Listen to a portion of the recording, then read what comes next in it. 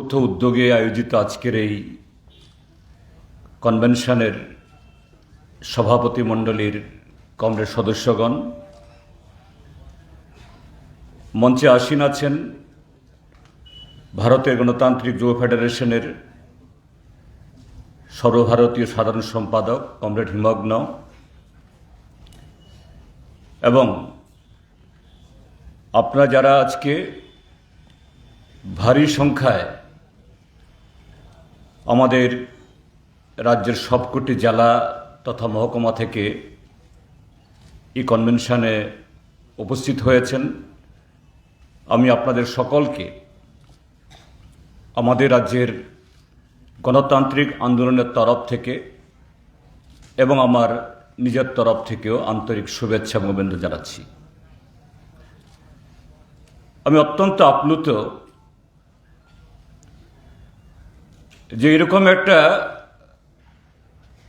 জটিল সময়ে আমাদের আজকে যিনি এই কনভেনশন উদ্বোধন করে গেছেন তিনি বলেছেন যে কঠিন সময় না, একটা জটিল সময়ের মধ্যে দিয়ে আমরা যাচ্ছি। তো এরকম জটিল সময়েতে যখন সারা রাজ্যেই বিগত 5 বছর ধরে লাগাতার আমাদের রাজ্যের গণতান্ত্রিক আন্দোলন আক্রান্ত, আমাদের জীবন জীবিকা আক্রান্ত এবং এ রাজ্যের যৌবনের সামনে একটা হতাশা অন্ধকার জোর করে চাপিয়ে দেওয়ার জন্য শুধু এ রাজ্যের শাসক দল না, আজকে যারা দেশ চালাচ্ছে অত্যন্ত পরিকল্পিতভাবে তারা সক্রিয়। সেই সময়েতে এই আধার ভেদ করে শুধু যুব সমাজকে না, গোটা রাজ্যকে গণতন্ত্র তথা উন্নয়নের চাকায় পুনরায় ফিরে নিয়ে আসার জন্য, মানুষের অধিকার প্রতিষ্ঠিত করার জন্য কয়েকটা দাবিতে আগামী 2 মাস ব্যাপী একটা লড়াইয়ের কর্মসূচি গ্রহণের জন্য আজকের এই কনভেনশনে আপনারা এখানে এসেছেন। এখানে যে দাবি বা যে কর্মসূচির উপরে আজকের এই কনভেনশন, এগুলো নিয়ে অনেক আলোচনা হয়েছে, আমি এগুলিতে যাচ্ছি না এবং নতুন করে বলার কোনো প্রয়োজনও রাখে না এর যৌক্তিকতা সম্পর্কে। তার সাথে আমাদের দেশ এবং রাজ্যে প্রবাহমান যে রাজনৈতিক অবস্থা, এ সম্পর্কেও উদ্বোধক এবং কমরেড হিমগ্ন যথেষ্টভাবে ব্যাখ্যা এখানে করেছেন, কাজেই নতুন করে আবার সেখানে এটার ব্যাখ্যা করার সেখানে প্রয়োজন নেই, ফিরে যেতে হবে। তো আমি এই যে কর্মসূচি গৃহীত হয়েছে, সামগ্রিকভাবে শুধু আজকের রাজ্যের যুবদের তাদের সমস্যা থেকে উত্তরণের প্রশ্নে না, সামগ্রিকভাবে এ রাজ্যের 40 লক্ষ মানুষের সামনে যে সমস্যা, এর থেকে কিভাবে বেরিয়ে আসব, কিভাবে আমাদের শক্তিকে সেভাবে কাজে লাগাবো, সে সম্পর্কে আমি 2-4টা কথা বলতে চাই। এখানে প্রস্তাব উত্থাপন করতে গিয়ে কমরেড নবারুণ কয়েকটা শব্দ ব্যবহার করেছে। যুব সম্প্রদায়ের বা যুব নেতৃত্বের একাংশের মধ্যে একটু হতাশা কাজ করছে। আমি শুধু ডিওয়াইফের কথা বলছি না, অর্থাৎ যুব সম্প্রদায়ের মধ্যে, এবং তা কিছুটা ঠিকও, এই হতাশার কারণেই তো নানা ধরনের সামাজিক ব্যাধিতে আজকে ত্রিপুরাজ্য জর্জরিত।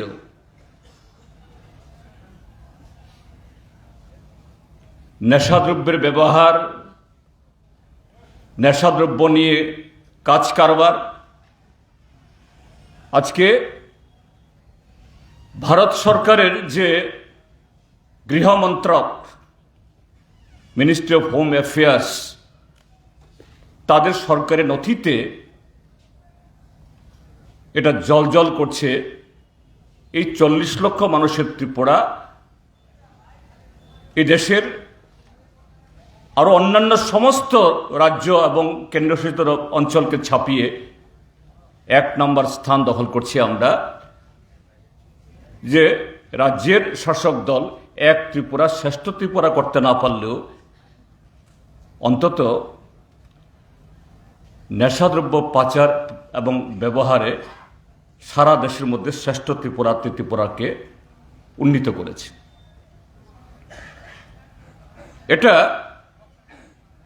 যে হতাশার কথা বলা হয়েছে বা হতাশার চাষ হচ্ছে, তারই পরিণতি। কিন্তু আমি বলতে চাই, ভারতের গণতান্ত্রিক যুব ফেডারেশন এবং ডিওয়াইএফ এর কর্মীরা কেন তারা হতাশায় ভুগবেন? আমরা যদি এই ত্রিপুরাজ্যের বা দেশের বা আজকে যেহেতু ত্রিপুরাজ্যের পরিস্থিতি আমরা আলোচনা করছি, সেটা নিয়ে যদি আমরা একটু বিশ্লেষণ করি, তার সাবজেক্টিভ কন্ডিশন, আমাদের অবজেক্টিভ কন্ডিশন কি? আমরা এই হতাশা, অন্ধকার, এটাকে ভেদ করে আমরা সারা দেশকে পথ দেখাবো, যুব সম্প্রদায়কে পথ দেখাবো। তো সেই জায়গায় তার সাবজেক্টের অর্থাৎ যারা যুব সমাজকে এই হতাশার অন্ধকারে ঠেলে দেওয়ার চেষ্টা করছে, আসলে কি তারা ঠিক সেরকম কোনো মশলা নিয়ে সেভাবে আসতে পারছে?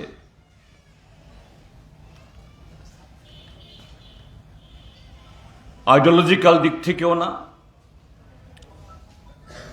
আজকে যেমন ডিওয়াইফাই শুধু আজকে চন্দ্রশেখর আজাদের জন্মদিনে আজকে এটা করছে তা নয়, ডিওয়াইফাই, টিওয়াইএফ তাদের সাংগঠনিক চিন্তা ভাবনা, লক্ষ্য সবটাই যারা এই দেশটাকে ব্রিটিশের পরাধীনতার হাত থেকে মুক্ত করার জন্য যারা জীবন দিয়েছেন, পথ দেখিয়েছেন, তাদেরকে অনুসরণ করে। সেদিক থেকে যারা আজকে আমাদের সামনে যারা প্রতিবন্ধক হয়ে দাঁড়াতে চেষ্টা করছে, বাধা দিচ্ছে, তারা কারা? তাদের সামনে আদর্শ কারা? শ্যামাপ্রসাদ মুখার্জি। মুসলিম লীগ তৈরি হওয়ার আগে এই শ্যামাপ্রসাদ মুখার্জি তো বাংলাকে ভাগ করার, ভারতকে ভাগ করার, হিন্দুস্তান পাকিস্তান করার চিন্তা, তিনি তো তার প্রথম সে ভাবনা চিন্তার জন্ম দিয়েছিলেন। তাদের আদর্শকে সাভারকার 1925 থেকে 1947 ইংরেজি অবধি, বা আন্দামানের জেলে নিক্ষিপ্ত হওয়ার পর যিনি পাঁচবার ব্রিটিশদের কাছে মুচলেকা দিয়েছেন যে আমি ব্রিটিশদের বিরুদ্ধে যতদিন বেঁচে থাকব কোনোদিন ব্রিটিশদের বিরুদ্ধে একটা কথা বলবো না, ব্রিটিশদের সেবা করে যাব। আজকে তারা ভারত মাতা কি জয় বলে, তিরঙ্গার কথা বলে, তাদের মুখে সেদিন সে ভারত মাতার কথা, তিরঙ্গার কথা ছিল না। এই সাভারকার তার আদর্শ। বিদেশে গিয়ে তাদের নেতা নরেন্দ্র মোদীকে একটা গ্রহণযোগ্যতা তৈরি করার জন্য মহাত্মা গান্ধীর নাম উচ্চারণ করতে হয়, মহাত্মা গান্ধীর চশমা নিয়ে অ্যাডভার্টাইজমেন্ট করতে হয়, আর দেশে এসে পূজা করেন তারা নাথুরাম গডসেকে। তাহলে একটা সুস্থ মানুষকে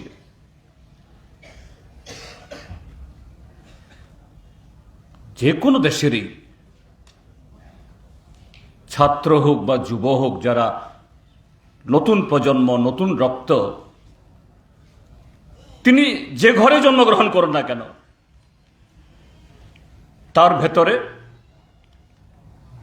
সত্য এবং ন্যায়, তার বাইরে গিয়ে অন্য কিছুকে চাপিয়ে দেওয়া, এটাকে সহজে গ্রহণ করতে চায় না। কিন্তু আজকে আরএসএস, ভারতীয় জনতা পার্টি,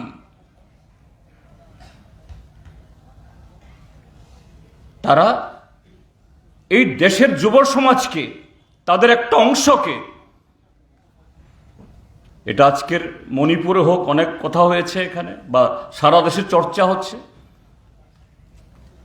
এটা উত্তরপ্রদেশে হোক বা পশ্চিম বাংলাতেই হোক, কিভাবে কোনো সুস্থ বাতাবরণ, সুস্থ চিন্তা, সুন্দর কোনো স্লোগানের মধ্য দিয়ে নয়। 2014 সালে নরেন্দ্র মোদী প্রধানমন্ত্রী হয়ে আসার আগে কি শোনানো হয়েছিল?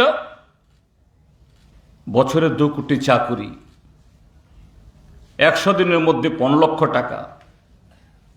কিন্তু ক্ষমতার সিংহাসনে বসার পর সেই স্লোগানগুলো পাল্টে গেল, ভুলে গেল, উচ্চারিত হলো না।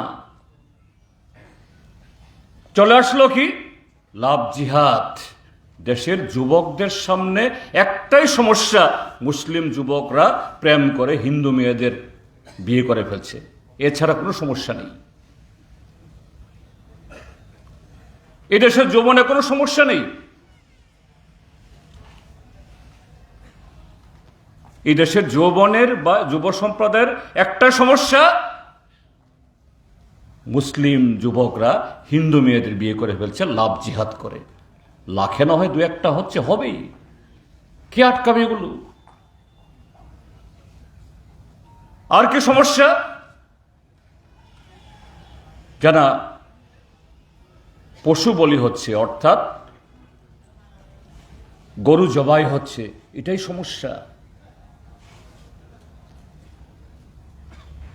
আমাদের দেশে গোমাংস খাওয়া, এটা কি সেদিন শুরু হয়েছিল?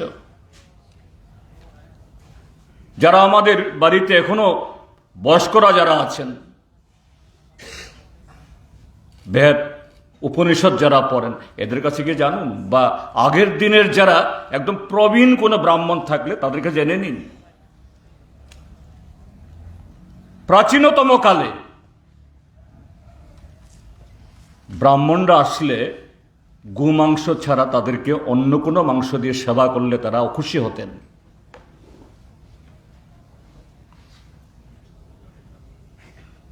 যুগের তালে পরিবর্তন হয়েছে, এটা মানুষের অভ্যাস, সংস্কৃতি। ভারতীয় জনতা পার্টি এইভাবেই এই দেশের যৌবনের মস্তিষ্ককে, এই দেশের সাধারণ মানুষের মস্তিষ্ককে বিকৃত করে। শুধু বিভেদের বিষ ঢুকিয়ে ভাগ করে তারা ক্ষমতায় থাকছেন।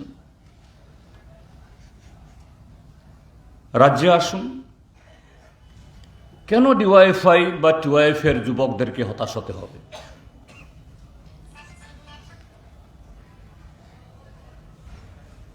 আমি খুব সিরিয়াসলি বলছি, কেন হতাশ হতে হবে? হ্যাঁ, গত নির্বাচনের ফলাফলে এই ত্রিপুরাজ্যের সংখ্যাগরিষ্ঠ মানুষ চেয়েছিলেন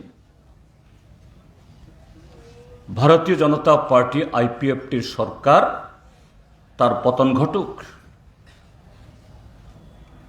এখানে একটা গণতান্ত্রিক সরকার, জনগণের সরকার তৈরি হোক। 5টা বছর নানা কারণে আমাদের দুর্বলতা রয়েছে। 5টা বছর তাদের প্রতিশ্রুতি খেলাপ, জনবিরোধী কার্যকলাপ, তাদের বিরুদ্ধে স্বতঃস্ফূর্তভাবে প্রতিদিন রাজ্যের বিভিন্ন প্রান্তে ক্ষোভ বিক্ষোভ আসতে পড়তে আমরা দেখেছি। বাচ্চা শিশু থেকে শুরু করে অশীতিপর বৃদ্ধ বৃদ্ধা, কৃষক জমিয়া, কোনোদিন বাদ গেছে?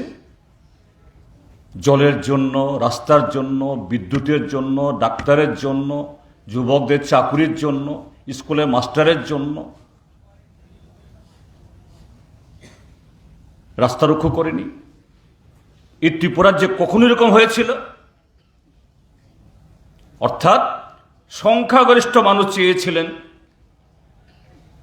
এ সরকার পতন ঘটুক। ভোটে তার প্রতিফলনও ঘটেছে। 60% মানুষ ভোট দিয়েছে। কিন্তু আমাদের দেশের নির্বাচনী ব্যবস্থার, নির্বাচনী বিধির তার যে কতগুলো নিয়ম কানুন আছে, সেই ফাঁক ফোকর দিয়ে গলে সংখ্যালঘিষ্ঠ ভোট পেয়ে তারা এসে গেল। তাহলে সেদিক থেকে এ রাজ্যে গণতান্ত্রিক আন্দোলন, এ রাজ্যের যুব সমাজ, ডিওয়াইএফআই, টিওয়াইএফ সরকারের বিরুদ্ধে যে আওয়াজ তুলেছিল,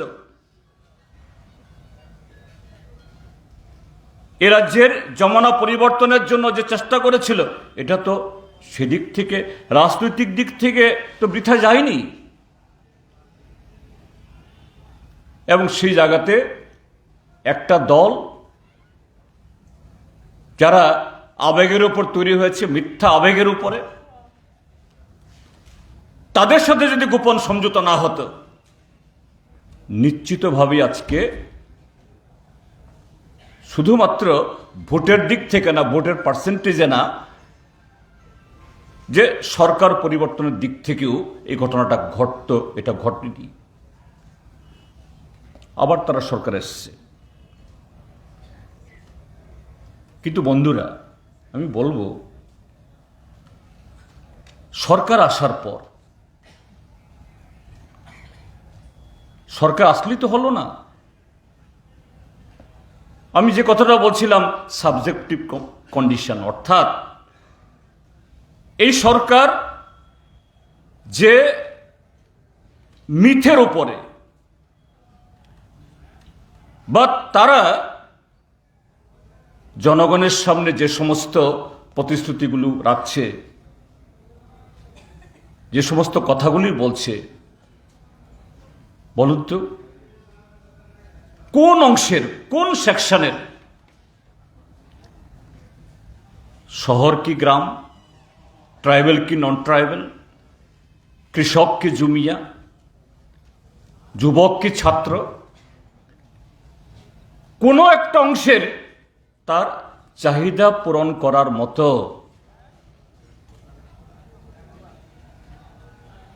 তাদেরকে উদ্বুদ্ধ করার মতো স্লোগান যাই দিক, সুশাসন বা শ্রেষ্ঠ ত্রিপুরা যাই হোক, পজিটিভ দিক থেকে সেরকম কিছু কাজ করতে পারছে বা করতে পারবে আগামী দিনেও। এই কদিন আগে তো বাজেট টাজেট হয়ে গেল, কোথাও সেরকম পথ দেখাতে পেরেছে? পারিনি। তাহলে টিকে থাকার জন্য সারা দেশে যেমন আজকে কর্পোরেট এবং কমিউনাল এ শক্তিকে হিমগ্ন বলেছে সুন্দরভাবে, এখানে কর্পোরেট কমিউনাল এই কম্বাইন্ড ফোর্সকে কাজে লাগিয়ে এই বিভাজন তৈরি করে টিকার চেষ্টা করছে। আমাদের রাজ্যের মধ্যেও তো তাই, তার থেকে তো ভিন্নতা কিছু না। শুধু সন্ত্রাস করো, ভয় দেখাও, প্রলোভন তৈরি করো, আমাদের মিছিলে না গেলে, মিটিংয়ে না গেলে এটা পাবে না, সেটা পাবে না, এটা হবে না, এছাড়া আর কিছু আছে? কিছুই তো নেই। তো সেই জায়গায় অর্থাৎ শাসক দল যেভাবে সারা দেশ অর্থনৈতিক দিক থেকে এই যে ফুলিয়ে ফাঁপিয়ে নরেন্দ্র মোদী বা এই সরকার বলছে fastest growing economy of the world, কোথায় ফাস্টেস্ট গ্রোয়িং? কোথায় ইন্ডাস্ট্রিয়ালাইজেশন? কোথায় কৃষি উৎপাদন? কোথায় শিল্প উৎপাদন? কোথায় ম্যানুফ্যাকচারিং? কোথায় তার এক্সপোর্ট? এই পৃথিবীতে যে সমস্ত দেশ তার ইকোনমি এগিয়ে, সেই দেশগুলি হলো যারা সবচেয়ে বেশি এক্সপোর্ট করে, অর্থাৎ বিদেশে মাল পাঠায়। সেই কৃষকই সবচেয়ে বেশি ধনী, যে কৃষক সবচেয়ে বেশি জমি থেকে ফসল তুলে বিক্রি করতে পারে, যে রাবার বাগানের মালিক সবচেয়ে বেশি ল্যাটেক্স তুলে বাজারে বিক্রি করতে পারে, তার ঘরে বেশি টাকা আসে। কোথায় ইন্ডিয়াতে সেগুলি হচ্ছে? কোথায় ইনভেস্টমেন্ট? কোথায় নতুন উদ্যোগ? আমাদের ট্রেড ডেফিসিট, অর্থাৎ ভারতবর্ষের চাহিদা পূরণ করার জন্য বিদেশ থেকে আমাদের আমদানি আর রপ্তানির মধ্যে ব্যালেন্স সবসময় মাইনাসের দিকে। আমেরিকার মদতে যে চীনের বিরুদ্ধে জুজু তৈরি করছে, একটা জিঙ্গুইজম, চীন এই করছে সেই করছে। যেহেতু তোমরা যুবক ছাত্র, আমি তোমাদেরকে বলবো একটু যাওয়ার জন্য। এখন নেটে অনেক কিছু পাওয়া যায়, you go by that datas, go by that informations. এই যে চীনের সাথে যে আমাদের কনফ্লিক্ট, এটা তৈরি করা কনফ্লিক্ট, ইন্টারন্যাশনাল কনফ্লিক্ট। এই কনফ্লিক্টের পরও ভারতবর্ষের মধ্যে অনেক এখানকার কিছু একচেটিয়া পুঁজি প্রশ্ন তুলেছে, চীনের মাল ব্যবহার করো না, চীনের তৈরি জিনিস করো না। কোনটা? তোমাদের হাতে মোবাইল আছে, 10টা মোবাইল দেখো, 10টা মোবাইলে হয় 10টা নতুবা 9টা mobile made in China, chips made in China, computer যারা ব্যবহার করে মেড ইন চায়না, এবং তার বাইরেও সমস্ত ধরনের প্রায় ইলেকট্রনিক্স, এভরিথিং আমাদের দেশের ফার্মাসিউটিক্যাল অর্থাৎ ওষুধপত্র চীন থেকে আসা কাঁচামাল বা চীন থেকে আসা তৈরি করা মাল, এটাকে বাদ দিলে পরে এই ভারতবর্ষের বাজারে কিছুই পাওয়া যাবে না। তো কি করে ইকোনমি হবে? কিন্তু জিঙ্গুইজম করছে। ঠিক এই ত্রিপুরা রাজ্যের মধ্যেও শুধু ভয় দেখাও, লোভ দেখাও, মাথা খারাপ করো। এবং আমি বলছি নতুন করে, ভারতবর্ষের মধ্যে এই গভর্নমেন্ট বা এই পার্টি নতুন আরেকটা বিভাজনের খেলা আনছে সামনে, ইউনিফর্ম সিভিল কোড। অভিন্ন দেওয়ানি বিধি খুব সুন্দর করে গিয়ে মোদি আমেরিকা থেকে ফিরে এসে মণিপুরের যাওয়ার সময় এখনো হয়নি, সেদিন বাধ্য হয়ে পার্লামেন্টের করিডোরে দুই চার কথা বলার চেষ্টা করেছেন, যেন বক্তৃতা করছেন। আরে পার্লামেন্টে কিছু সাংবাদিক প্রশ্ন করেছে, এটাও যেন বক্তৃতা করতে হবে।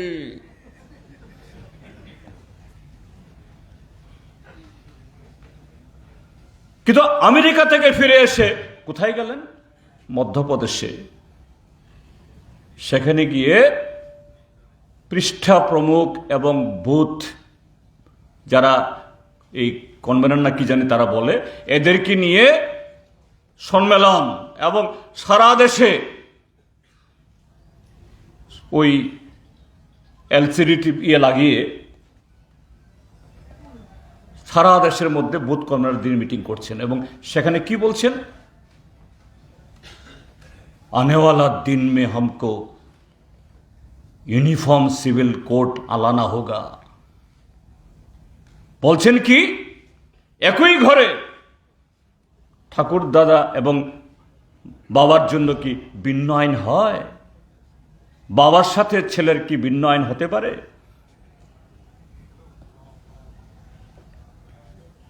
ভারতবর্ষের এই বৈচিত্র্য, ধর্ম, বর্ণ, খাদ্য, ভাষা, সংস্কৃতি, এটা কি মাত্র সেদিনের তৈরি?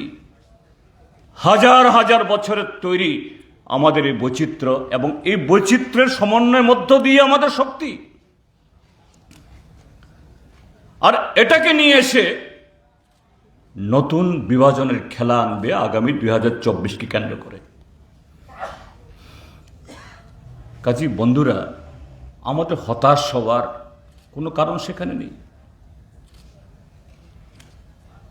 আরেক দিক, আমাদের রাজ্যের ট্রাইবেলদের মধ্যে, হ্যাঁ ঠিক, যে গত 2015-16 সাল থেকে এই যে আইপিএফটি ত্রিপুরামথা, আজকের তার যে শক্তি বা অবয়ব, শুধু আজকের এ শক্তি অবয়ব দিয়ে বিচার করলে হবে না। এই স্লোগান এসছে প্রথম 2015 সালের এডিসি নির্বাচন থেকে ত্রিপুরাল্যান্ডের। কেন? 2015 সালের ত্রিপুরা এই এডিসি নির্বাচন অবধি পরপর 3টি নির্বাচন, 28টা সিট এডিসিতে বামফ্রন্ট জিতত। কোন সময়েতে? ওই সময়েতে এনএলএফটি টাইগার ফোর্সের রমরমা। এমন অবস্থা হয়েছিল যে জিরানিয়ার এই হাওড়া নদীর ওই পারে যাওয়া যায় না। হ্যাঁ, বামফ্রন্ট সরকার ছিল। একদিকে সাম্রাজ্যবাদী শক্তি, আরেকদিকে আমাদের দেশীয় কায়েমি স্বার্থ। এদের মদতে আজকে যারা সোকল থানসা বা ইত্যাদি, এরাই নানাভাবে প্রত্যক্ষ পরোক্ষভাবে এদের পৃষ্ঠপোষক। সেই সময়তে 28টা সিটেই বামফ্রন্ট জিতত। যে না, এত কিছু করার পরও আমাদের গণমুক্তি পরিষদের TYF এর রাজ্য স্তরের নেতা তো বাদই দিলাম, ইভেন মহকুমা স্তরের নেতা প্রায় 90% বাড়িঘর ছাড়া। সরকার আমাদের জনগণের চাপে না, উগ্রবাদীদের তাণ্ডবে, পাবলিকের ক্ষোভে না। কারণ সন্ত্রাসবাদী বন্দুক নিয়ে আসবে, কি করবে সে? জনে জনে তো সরকারও সবাইকে পুলিশের পাহারা দিতে পারে না। কিন্তু সে অবস্থায় ভোট হয়েছে 28টা সিটে পরপর 3বার হ্যাট্রিক করে জিতেছে। কাজেই বামফ্রন্টকে হটাতে হলে পরে সেখানে সাধারণ নির্বাচনে যতই স্লোগান তোলা হোক, যতই কর্মসূচি নেওয়া হোক, হারানো সম্ভব না। কারণ ত্রিপুরাজ্যের বিগত 7 দশকের লড়াইয়ের ইতিহাস, সাময়িকের জন্য কেউ বিব্বল হলেও একটু যদি খুলে বলা যায়, সেরকম পরিবেশ তৈরি করা যায়, মানুষ সত্যকে গ্রহণ করবে। কাজেই ত্রিপুরাল্যান্ড, গ্রেটার ত্রিপুরাল্যান্ড স্লোগান তৈরি করা হলো, এটাই একমাত্র সাময়িকের জন্য হলেও কটা দিন মানুষের চিন্তা ভাবনাকে অবশ করা যাবে।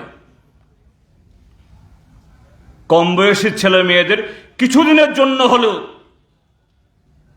এদের ডিরেল করা যাবে, এদেরকে একটু অন্য চিন্তা ভাবনার দিকে ঠেলে দেওয়া যাবে, তাই চলছে। কিন্তু আজকে 2023-এর এই ভোটের পর ত্রিপুরাজ্যের মধ্যে যদি 1952 সাল থেকে যে আমাদের এই নির্বাচনী ব্যবস্থা শুরু হয়েছে, যদি আমরা দেখি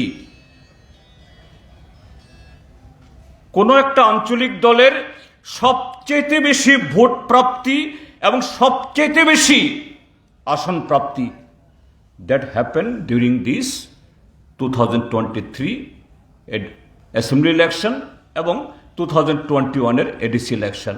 এর আগে কখনো টিউজে ছিল, আইএনপিটি ছিল, আরও অনেক দল ছিল, হয়নি। তাহলে সেই হিসাবে একদিক থেকে দেখলে পরে আঞ্চলিক দল বা ট্রাইবাল বেস কোনো পলিটিক্যাল পার্টির ইলেকটোরালি সর্বোচ্চ সাফল্য। কিন্তু অবস্থা কি? এডিসিতে ওদের গভর্নমেন্ট মাত্র 2 বছর, সোয়া 2 বছর, ইতিমধ্যেই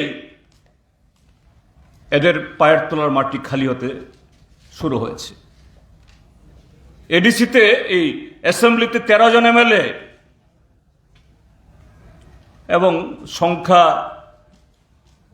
ভোটের পার্সেন্টেজ কম হলেও মাত্র 19% মতো, কিন্তু 13টা তাদের। স্বাভাবিক, আমাদের সাংবিধানিক নিয়মে এরাই রিকগনাইজড অপোজিশন পার্টি। কি চেহারা! এখানে নয়ন ছিল, তখন নয়ন আমাদের এমএলএ, কোথায় গেল সে? নয়নকে তোমরা জিজ্ঞেস করো। এই যে গত কদিন আগে বাজেট অধিবেশন হয়ে গেল, আমরা এবার স্ট্র্যাটেজি নিয়েছি যে আমরা 11 জন হলেও, দুর্ভাগ্য গেলে 1 জন কমে গেল, এখন 10 জন হয়ে গেছে আপাতত, আমরা 11 জন হলেও সত্য আমাদের দিকে, আমরাই জনগণের জন্য সততার সাথে লড়াই করি, জনগণের ইস্যু আমরাই তুলি। আর শাসক দল মিথ্যা এবং সন্ত্রাস দিয়ে এরা আমাদের কাবু করতে চায়। আমরা ঠিক করলাম, এবার আমরা তাদের কাছে, এরা যতই চেষ্টা করুক, আমরা চট করে এই বিধানসভার ময়দান ছাড়ব না, বিধানসভা থেকে বেরিয়ে যাব না। নয়ন এসছে, নয়নকে জিজ্ঞেস করুন, নয়নের সাথে তাদের পরিচয় আছে। প্রথম দিন 7 তারিখ বিধানসভা চলেছে রাত্র 7:30 অবধি। মাঝখানে শুক্রবার, শনিবার, রবিবার 2 দিন বাদে আবার শুক্রবার 8:30 অবধি, সোমবার। এরপরে বোধহয় কেরবোজা ছিল, তারপরে 12 তারিখ 9:30 অবধি, 13 তারিখ শেষ দিন 10:15 অবধি। 11 জন আমরা, কিন্তু যুক্তিতে, তথ্যে সরকারকে একেবারে ফালা করে চিৎকার চেঁচামেচি করা ছাড়া এদের কোনো ছিল না। এবং শুধু এটা শাসক দলকে কাবু করা না, ত্রিপুরা মথা তো আমাদের বিরোধী, তো এরা তো এই নির্বাচনে যদি আমাদের সাথে আলোচনা হলেও তারা যদি চাইতো পরিবর্তন তো হতোই, কিন্তু আমরা যখন যুবাদের প্রশ্নে হোক, কৃষকদের প্রশ্নে হোক, ছাত্রদের প্রশ্নে হোক, সার্বিক প্রশ্ন তুললাম, বাম দিকে কংগ্রেস, ডান দিকে মথা, আমাদের বক্তব্যের অনুরণন ঘটিয়েই শাসক দলের বিরুদ্ধে গোটা এই অ্যাসেম্বলির এবারের হাউস এদেরকে কোণঠাসা সেখানে করেছে। আমি বলবো এই অভিজ্ঞতা শুধু বিধানসভার ভিতরে না, বিধানসভার বাইরেও নিতে হবে আমাদের। বিধানসভার ভেতরে বাইরে, আমরা বামপন্থীরা বলি সংসদের ভেতরে বাইরে সর্বত্র আমরা যদি জনগণের সেই ইস্যুকে নিয়ে এগিয়ে যেতে পারি, কেউ আমাদেরকে রুখতে পারে না। কাজে ত্রিপুরার যে ডিওয়াইএফআই এবং টিওয়াইএফ, শুধু ডিওয়াইএফআই এবং টিওয়াইএফ গেল বছর বা এই বছর তোমরা কত মেম্বারশিপ তোমরা করেছ, তোমাদের শক্তি শুধু এটুকু বললে ভাবো যদি ভুল হবে। You are representing the entire younger community, entire youth community. যে যুবকটা ভুল বুঝে তোমার মাথায় ইট মারছে, বোমা ফেলছে, তোমাকে গালিগালাজ করছে, চামড়া তুলে নেওয়ার হুমকি দিচ্ছে, you are also representing to that youth. তার পক্ষেও, অর্থাৎ ত্রিপুরাজ্যের যৌবনের জন্য, ত্রিপুরাজ্যের যুব সমাজের জন্য, ত্রিপুরাজ্যের ভবিষ্যতের জন্য ডিওয়াইএফআই টিওয়াইএফ বাদে অন্য কোনো সংগঠন, কি ত্রিপুরা মথা, কি এই বিজেপির যুব মোর্চা, কি কংগ্রেসের যুব কংগ্রেস, এরা বলতে পারে না, এরা সেরকম প্রতিনিধি হতে পারে না। এই যে ত্রিপুরা মথা বলছে, নির্বাচন আগে বলল গ্রেটার ত্রিপুরাল্যান্ড, গ্রেটার ত্রিপুরাল্যান্ড মানে শুধু এডিসি এরিয়া না, বাংলাদেশের চিটাগাং হিল ট্র্যাক্স, মিজোরামের 2-3টা জেলা, আসামের করিমগঞ্জের অংশ, সবটা নিয়ে গ্রেটার ত্রিপুরাল্যান্ড হবে। ওই দিল্লিতে বলে মোদি হে তো মুমকিন হে, ত্রিপুরাজ্যের মধ্যেও রাজা হে তো বোবাগরে হে তো সব মুমকিন হে। আজকে কি অবস্থা, কোথায় আজকে?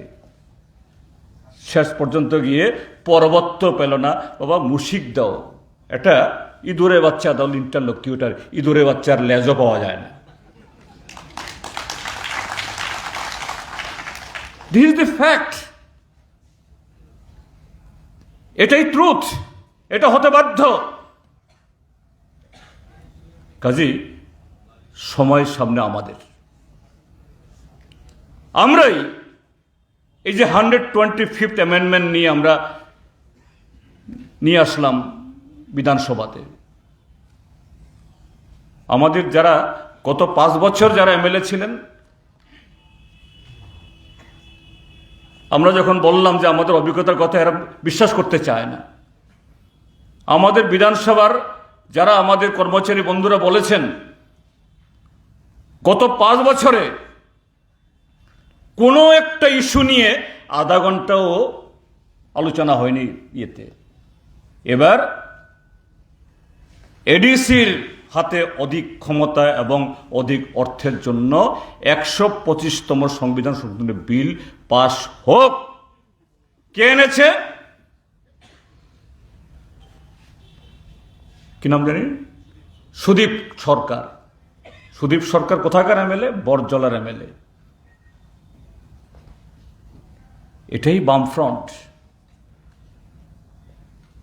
ট্রাইবেল না হলে ট্রাইবেলদের দাবি তুলতে পারে না, ট্রাইবেল না হলে ট্রাইবেলের চিন্তা করতে পারে না, বাঙালি না হলে পরে বাঙালির স্বার্থ চিন্তা করতে পারে না।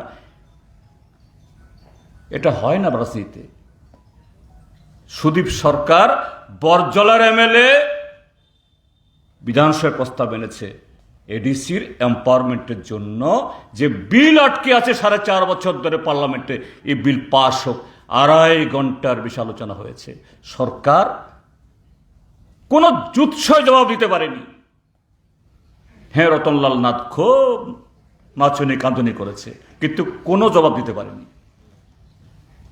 কাজে আমি বলবো, কেন হতাশা হবে? কেন হতাশা হবে? এখানে আসার আগে শান্তির বাজার মহকুমার কয়েকজন কমরেড আমার পার্টি অফিসে গেছেন দেখা করার জন্য। দাদা কেমন আছেন? তো ভালোই আছি। বলছেন যে আমরা কেমনে চলবো। আমি বললাম, তোমরা 10 জন লোক নাই? আমরা তো বহুত আছি। আরে বহুত লোক দরকার নাই, 10 জন যুবক দাঁড়াও প্রত্যেক এলাকাতে। 10 জন যুবক, 10টা যুবক, এটা বরজলা হোক বা জিরানিয়া বা বিলুনিয়া বা কমলপুর, যেখানেই হোক, 10 জন যুবক DYF একসাথে দাঁড়াও। ভারতীয় জনতা পার্টি বা অন্য কোনো শক্তির ক্ষমতা নেই সামনে দাঁড়ানোর জন্য, কারণ তাদের সামনে মিথ্যা ছাড়া, প্রতারণা ছাড়া, কুৎসা ছাড়া কিছুই নেই।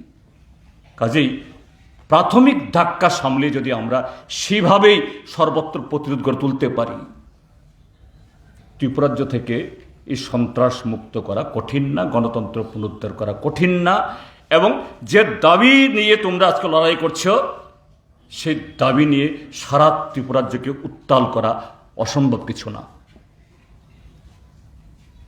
ত্রিপুরাজ্যের গণতান্ত্রিক আন্দোলনের তরফ থেকে ভারতের কমিউনিস্ট পার্টি মার্ক্সবাদীর সম্পাদক হিসাবে ত্রিপুরাজ্যের যুব সম্প্রদায়ের এই দাবির প্রতি আমাদের অব্যর্থ সমর্থন আছে, এবং আগামী দিন সামগ্রিকভাবে এই আন্দোলনকে আরো দুর্বার গতি এগিয়ে নিয়ে যাওয়ার জন্য এই লড়াই সমস্ত আমাদের শক্তিকে সংহত করে এই কনভেনশন থেকে আজকে শপথ গ্রহণ করার মধ্য দিয়ে এগিয়ে যাক, সফল হোক, এই কথাগুলো বলে আবারও এই সময়েতে এরকম একটা অতি প্রয়োজনীয় এরকম কনভেনশন কর্মসূচি গ্রহণ করার জন্য DYFকে আন্তরিক শুভেচ্ছা বন্ধন জ্ঞাপন করে, এবং তোমাদের এই সংগ্রাম এটা সফল হবে এই প্রত্যয় ব্যক্ত করে আমার বক্তব্য শেষ করছি। ইনকলাব জিন্দাবাদ।